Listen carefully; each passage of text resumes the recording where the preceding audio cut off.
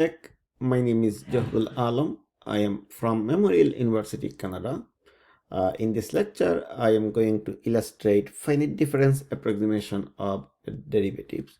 So I have here two equations. First equation is a Taylor series expansion of u with respect to xj plus delta x. So xj is a grid point and delta x is the increment. The second equation is also a Taylor series expansion. However, here I have the Taylor series expansion is with respect to xj minus delta x. So I can write a Taylor series expansion in both way. Okay. So now I will use this two Taylor series expansion to approximate the derivatives. So first maybe we can look at just the first Taylor series expansion, forget the second one. From that I can write down u at xj plus delta x. I can bring from the right hand side u xj, and then I divide everything by delta x, and I see on the right hand side is du dx plus half of d square u dx square times delta x.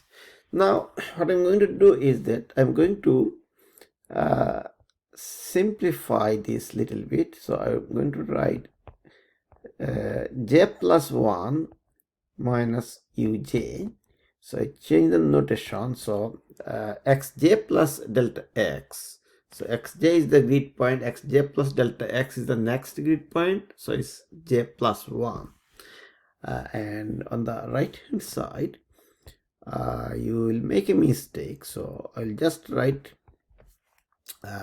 delta x and I'll forget everything else. And I can see that the first term that I'm going to forget is order of delta x. So this is multiplied by delta x. We call that order of delta x. Similarly, if I look at the second equation, I can manipulate that. Now I have seen a minus sign. So I will take the derivative term to the left side. I will take the derivative term, this term, to the left hand side because I have a minus sign here. So I will write du dx, and on the right hand side I can take this term to the right hand side. So I have uj minus uj minus 1 divided by delta x, and again the missing term is just order of delta x. So I can see that I have two ways of writing finite difference formula for first derivative. Let's look at yet another way. So what will be the other way? If I look at those two equations and if I subtract the second equation from the first equation, I see that I will have here 2 times this term first derivative. And if I rewrite everything else, then I will have uxj plus 1 minus uxj minus 1. You can see this term get cancelled, and then I will have 2 delta x equals du dx. Okay, again this missing term here is the leading order error,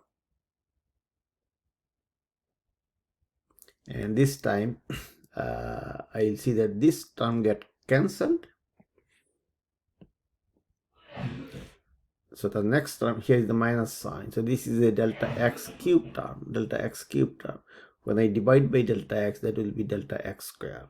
So that is why this is the second order approximation, or the error term will be order of delta x square.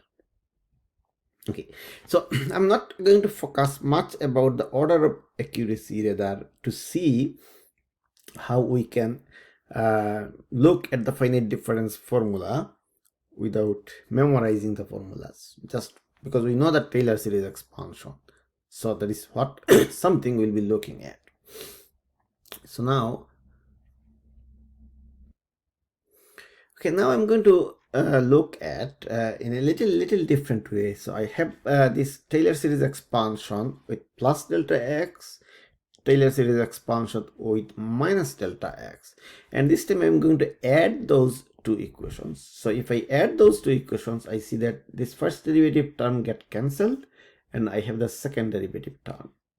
So what happens on the left hand side, if I organize those terms, then I will have uj plus 1, and since I'm adding, I will have uj plus 1. On the right hand side, I have 2 uj. I bring it to the left hand side to uj plus uj minus 1 divided by, so delta x square. So you can see if I add those two terms, half get cancelled, becomes 1, and I'm dividing by delta x square equals second derivative. So I have found here a formula for second derivative, and I'm really not interested in much about the order of accuracy, but you can just get a hint here that when I'm adding, this is a plus, this is a minus, so this term will get cancelled. Obviously in Taylor series, this is the delta x cube term, so the next term will survive, which is a delta x4 term. And now I'm dividing by delta x square, so delta x4 divided by delta x square, which is delta x square. So this term becomes delta x square, which is I'm missing as a mistake. So that is my order of accuracy, delta x square.